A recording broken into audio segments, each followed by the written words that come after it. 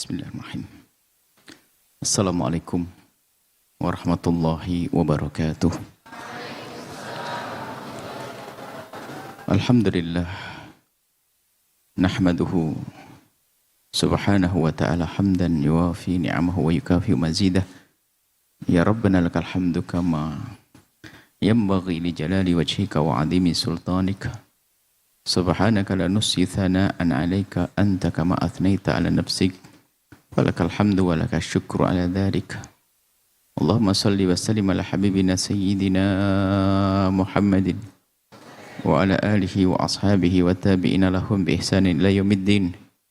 Allahumma ya Rabbana inna nas'aluka fahma ulama'ikal amilin wa ilhama awliya'ikas salihin. A'inna ala ta'atik, a'inna ala tarki maksiatik, a'inna ala dhikrik wa syukrik wa husni ibadatik. Urzuqna ya Rabbana taubata qabla al-maut wa syahadata 'inda al-maut wal jannata ba'da al-maut, amma ba'd.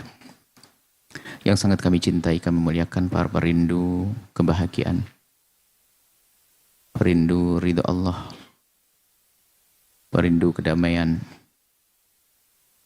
Semoga Allah memberikan kepada kita semua kebahagiaan, baik saat kita berada di dunia ataupun kelak setelah kehidupan di dunia ini. Dan itulah kehidupan yang didamba oleh baginda Nabi SAW dan juga diajarkan oleh Allah kepada kita untuk selalu berusaha dan juga memohon. Allah yang mengajari kita memohon dengan permohonan Rabbana atina fid dunya hasanah wa fil akhirati hasanah. Ya Allah, kami mohon, Rabbana, wahai Tuhan kami, atina, berikan kepada kami fid dunya, di dunia ini, hasanah, kebaikan. Baik yang maknanya amat luas, termasuk di dalamnya adalah kebahagiaan. Maka hidup kita bukan untuk berduka, bukan untuk susah, tapi kita hidup untuk bahagia. Di dunia ada kebahagiaan. Nah, inilah yang akan kami hadirkan dalam Mutiara Hikmah yang ke-151. Bunyinya adalah kesedihan yang pernah datang, biarkan ia pergi. Jangan engkau mendatanginya dengan mengingat-ingatnya lagi. Kita menjalani hidup, ada saat kita menemukan satu keadaan, bersedih kita saat itu. Mungkin dengan berkurangnya harta, bahkan berkurangnya jiwa.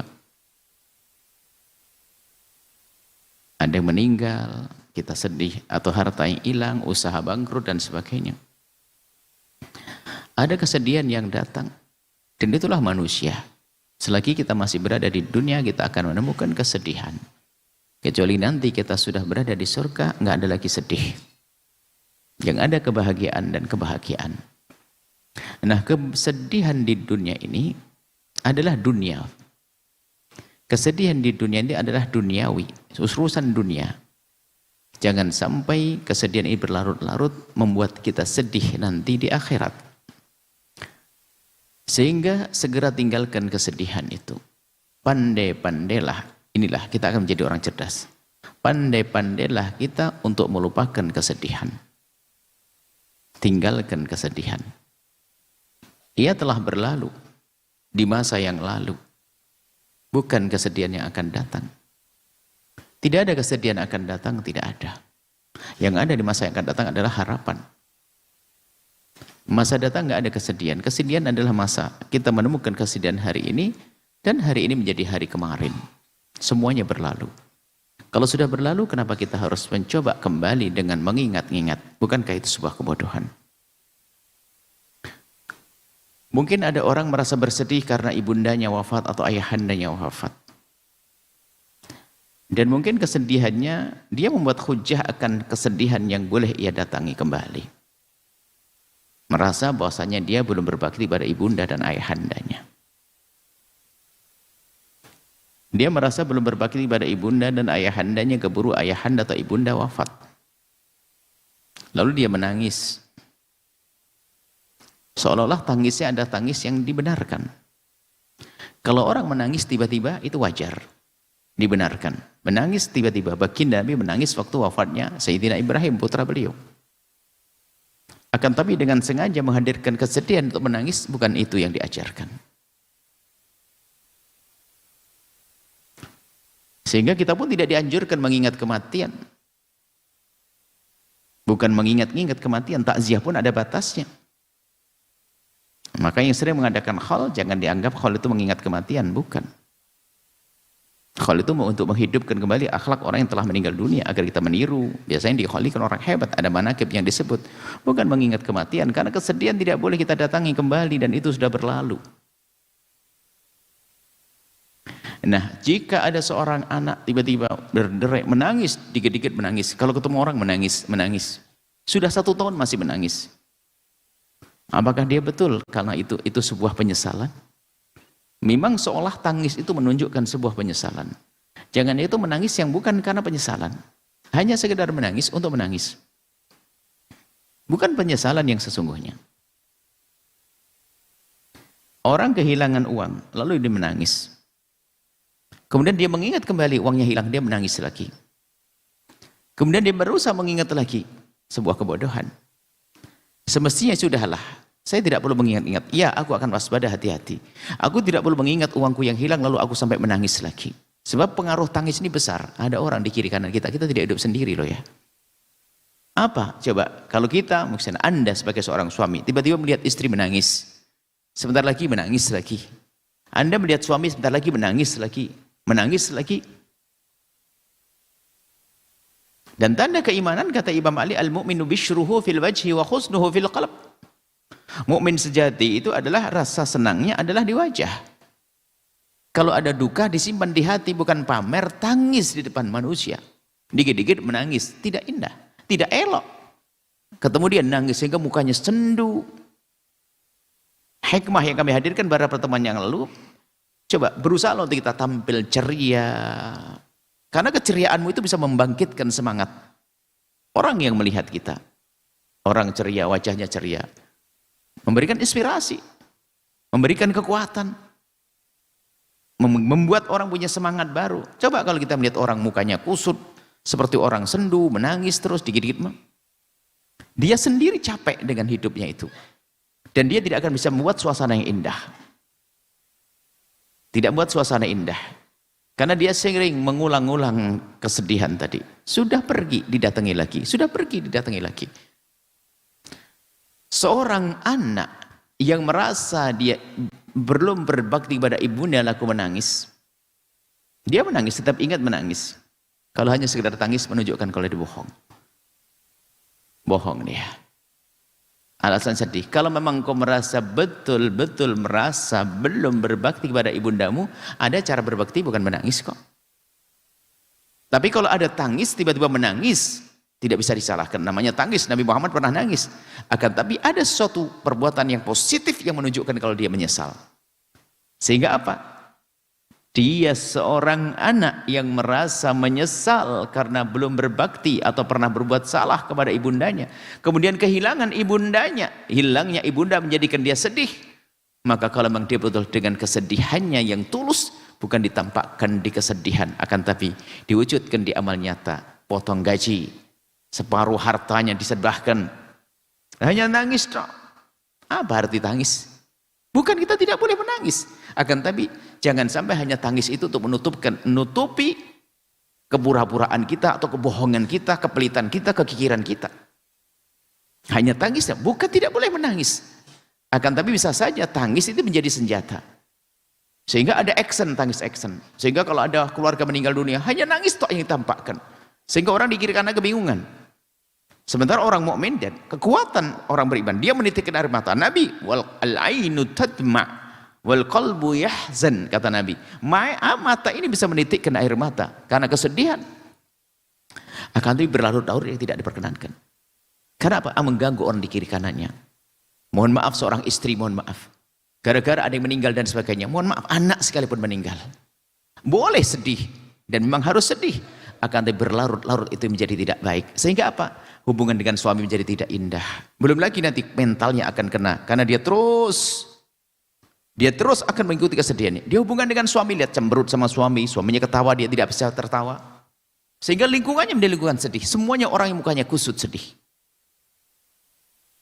Maka harus ada manajemen memerangi kesedihan dengan mengalihkan perhatian. Lihat masa depanmu.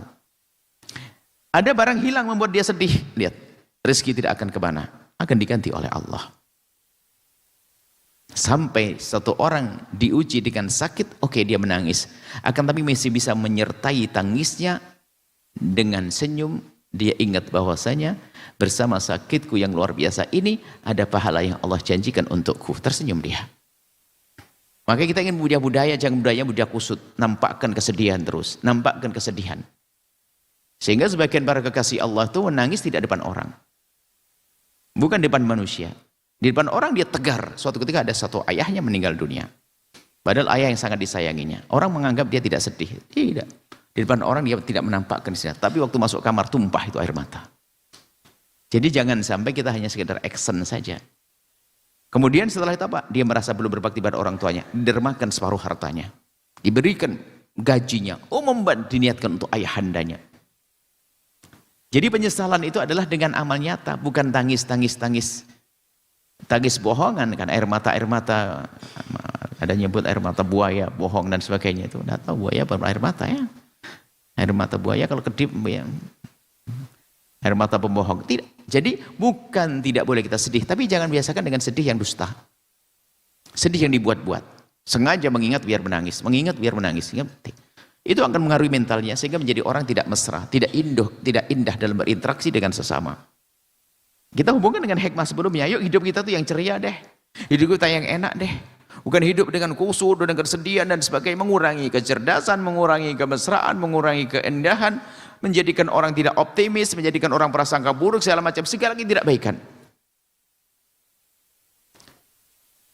Nabi tampak menangis waktu Sayyidina Ibrahim wafat. Sesaat saja. Setelah itu akan tampak kembali gaya asli Nabi adalah basam, yang tampak senyum ceria di wajahnya. Itulah Nabi Muhammad SAW.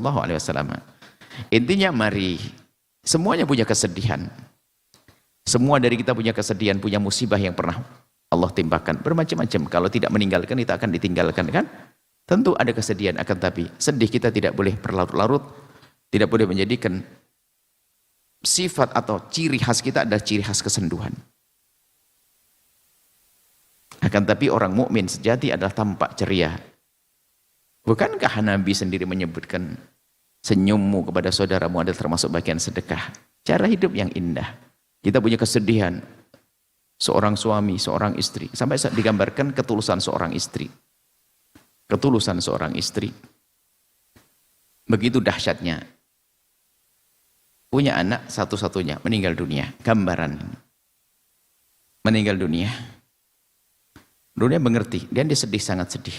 Cuman berat ini. Ini hanya sekedar kisah kejadian yang sukunya wallahu alam. Itu disebutkan di sebuah kitab. Akan tapi sebuah kisah ini gambaran tentang cara memanage hati. Sang suami datang, dia tidak menampakkan derai air mata. Langsung didudukkan suami, disiapkan makanan. Anaknya ditutup dengan kain, disembunyikan di tempat yang tertutup. Kemudian dihadapi sang suami.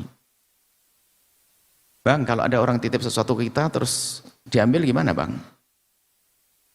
Jawab sang suami, yang barang titipan ya nggak apa-apa dong. Oh ya, iya bang, ya betul, yang namanya titipan ya, iya. Selesai makan, abang tahu enggak?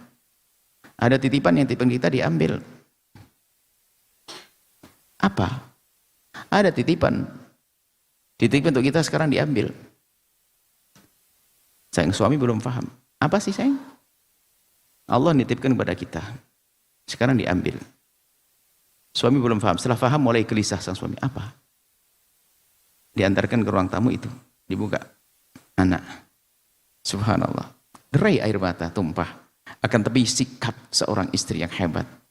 Suami datang dihibur dulu, bukan ditampilkan dengan capek. Kadang-kadang suami datang istri, ayam mati, pintu nggak benar, panci bocor, gas habis, segala macam.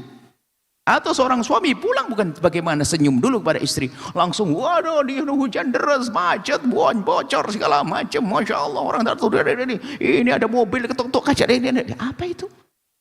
Kenapa hidup semacam itu? Ini bukan hidupnya orang cerdas. Baginda Nabi di saat pulang dari sebuah peperangan terluka dalam bagian tubuhnya, sehingga waktu naik kuda merasa sakit. Akan tapi baginda Nabi di saat memasuki rumah beliau, sakit seolah-olah tidak ada. Tampil gagah dengan menebar senyum untuk bertemu dengan istrinya.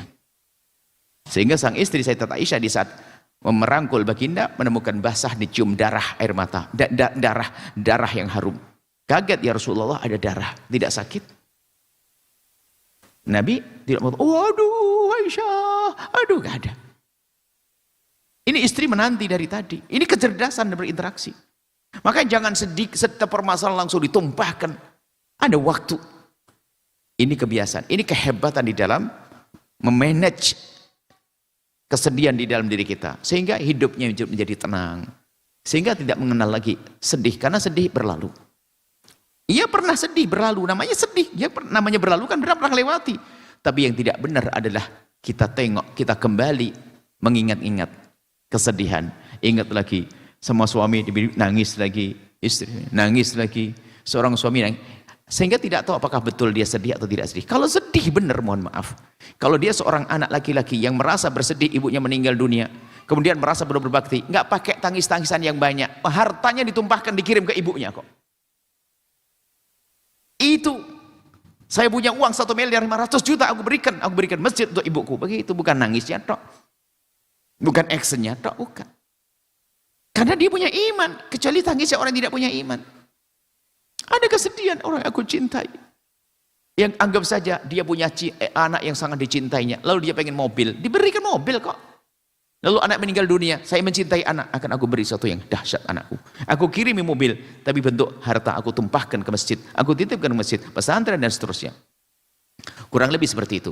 Maka jangan biasa mengingat-ingat kesedihan, menjadi sedih berlarut-larut yang akan mengganggu urusan Anda dengan orang di kiri kanan Anda. Sehingga orang menjadi tidak nyaman. Mohon maaf, Anda dengan orang yang dikit-dikit menangis, Anda bingung. Dikit-dikit menangis, dikit-dikit menangis, dikit-dikit menangis. Harus ada ketabahan. Maka kita belajar tabah. Tabah itu sendiri kuat dalam diri kita, itu menjadikan mentalnya itu kuat. Tapi mental cengeng, mental nangis, kena mental. Dan akhirnya apa? Kalau sudah kena mental, emosian, nggak stabil, dikit-dikit marah dan sebagainya, rumah tangga sudah berantakan lagi. Gara-gara emosi yang tidak terkontrol. Kesedihan yang terus berlarut-larut, itu bisa merusak mental kita. Sementara apa? Oke, kehilangan. Kehilangan. Nah, karena tidak cerdas, mohon maaf. Sampai mungkin satu orang punya 16 pabrik. 16 pabrik, kan kaya raya. Kebakaran 6. Itu stres loh masuk rumah sakit. Padahal masih berapa? 10 lah. Lihat. Tapi kalau dia cerdas, hilang ya hilang memang. Saya sedih. Tapi masih ada mobil satu lagi kok. Plong. Cepat berlalu. Coba dikirim mobil, ya Allah, mobil hilang.